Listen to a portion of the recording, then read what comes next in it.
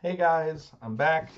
We are going to be looking at lesson number 13 a little more closely today. This is the second lesson dealing with the text If Romeo and Juliet Had Cell Phones by Misty Harris. So they really jammed a lot into this lesson, so I'm going to try and go quickly and not waste time.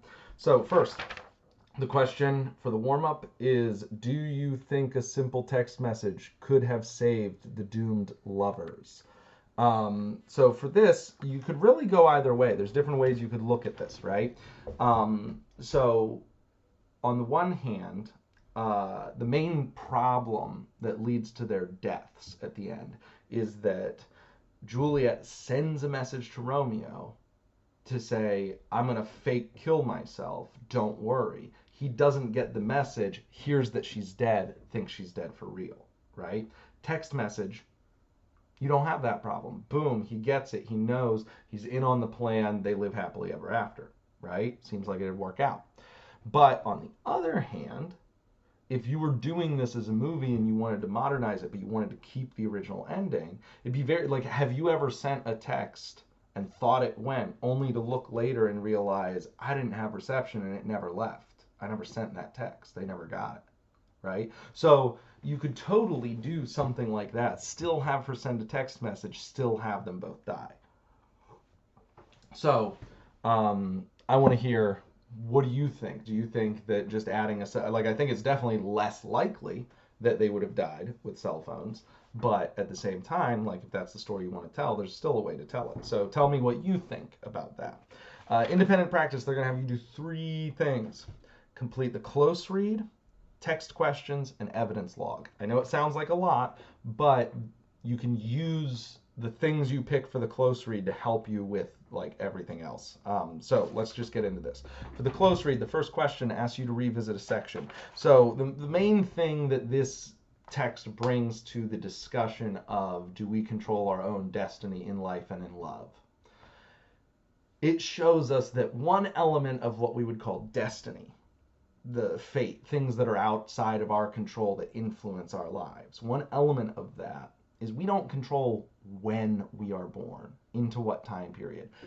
The way that love worked at that time was very different than love works now, right? Juliet's like 14 years old being told by her dad, you're getting married, you're my property, I'm giving you to Paris. That doesn't happen today, right? So there's parts of it that, like, the way your life plays out and the way your love life plays out is in a lot of ways affected by stuff you just can't control, like that, right? If they had been born today, Romeo and Juliet, cell phones maybe, or and even just like the ridiculousness of their families being like, we are at war with each other, you can't go out, like that might not be as likely to happen. So we want to find a quote from this that exemplifies that idea of, like, the time when you're born has a big influence over the way you live your life. So the one that I'm going to grab first, I'm going to look at paragraph 8.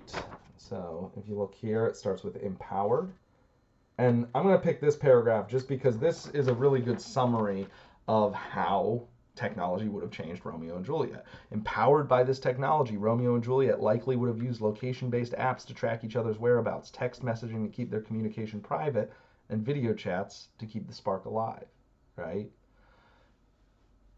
I could also follow that up maybe with paragraph 14, the very last one, which is just a couple sentences. They'd still be alive, said Wellman, but they probably would have gotten tired of each other really quickly, right? And that exemplifies a couple of his points, that like, probably they'd be alive if they had cell phones, if they lived today, but also, like, maybe they wouldn't have stayed together because maybe they would have, like, just overdone it, right? Have you ever had a relationship that just, like, you go too hard in the texting all the time and it becomes just like your whole life, to the point that you're like sick of it and you actually, like, don't want it anymore? Happens. So those two are great to pick. That's, boom, first part of the close read guide. Think about the author's choices. Select one, record your thoughts on what the choice conveys, which means communicates. So, I mean, we know this is a news article. The author chooses to quote an expert extensively, right? An expert on modern communication who wrote a book or published an article in mobile media and communication. So citing an expert, that's a technique they use, and it makes the whole thing more credible. We trust what they have to say more because it's based in actual research, actual sociology. That's something you could talk about for a choice. Pick a paragraph in the text that grabbed your interest. Explain the power of the passage. So again, we could pick one of the ones we've already done and just explain what we think is the power of it. Or we could pick one that is maybe a little more charged and just like makes a really good point. It's kind of up to you what you want to do. I might even pick something that's just interesting, like paragraph 12. In fact, Canadians send more than 274 million texts every day.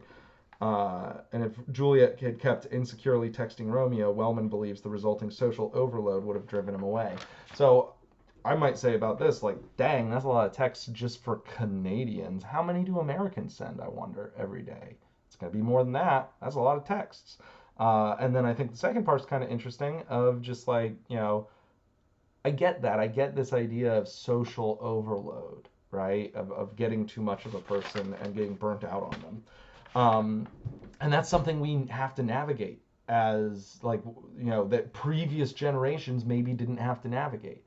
That you guys falling in love today have to deal with this landscape where the person you're interested in that you start dating can reach you all the time if they want to. And that didn't used to be the way it was, right? You get some space to be with your homies, to not have to like always be performative and with them. And that's changing. So, and it creates pressures on relationships that wouldn't have existed in the past, right? When you know that, when you think about that, when you think about what the negative impacts of that could be, you can better plan around your reality to get the outcomes you want, right? All right, so now we're into, I'm going to do the evidence log first. So I put in the title for you, Evidence from the Text, a quote that relates to the essential question. I'm going to grab one of those two quotes, right? Paragraph 8 or paragraph 14, connection to the prompt. One element of destiny is I don't control when I'm born, and when I'm born has a huge influence over the life that I live and the love that I have. Seems weird, but it's true. And then additional notes, ideas, any thoughts about how you might use this quote. So, I mean, that all depends on what it is you want to say when you write about destiny and life and love. So start thinking about that, because the next lesson you are going to be diving into actually doing some of that. So the next part, you guys are going to, first, it has you research, choose one unfamiliar detail from the news article. So honestly, I recommend you do this. If you don't do it, it's not a big deal. It's not the most important part, but like, just look up a couple articles about like, how communication has affected love. There was a great book by a comedian that eventually got turned into a TV show on Netflix. And it's all about, it was called Modern Love, right? And it was all about like ghosting, like all these new phenomena that exist for relationships that didn't in the past. It'd be cool to research something like that and talk about like how, in the modern day, what if Romeo had ghosted Juliet? They got like real deep into the relationship and then just he disappeared and that was it. How would that change things? Choose something from a news article that interests you and formulate a research question. We're not going to be doing research papers, so don't worry too much about that. So then, draw a conclusion. We're on number 1 now. Do you think Romeo and Juliet would have avoided making the mistakes they'd made if they'd had cell phones? So this is really kind of the warm-up again, right? Whatever you said there, you can kind of say again. 2, resolve. What would the one cell phone call have been that could have saved Romeo and Juliet? I think the one that makes the most sense is she could have just told him, this is the plan. I'm gonna fake my death, then you get me after everybody mourns and everybody thinks we're gone and we just live together in happiness. Number 3, define Define is what we're going to be doing. Reread paragraph 3. What types of boundaries can modern day Romeo and Juliet cross with social networking?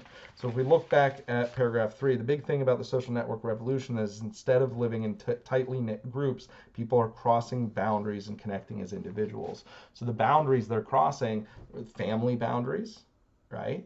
They are crossing they're crossing gang boundaries basically, right? This is really like an old school gang story.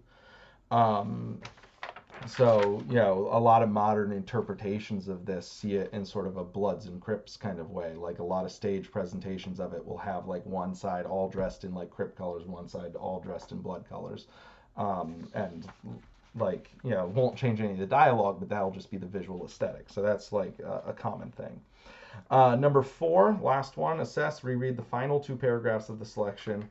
Do you agree with Wellman's assessment that with modern technology, Romeo and Juliet would still be alive, but would probably have gotten tired of each other quickly? Why?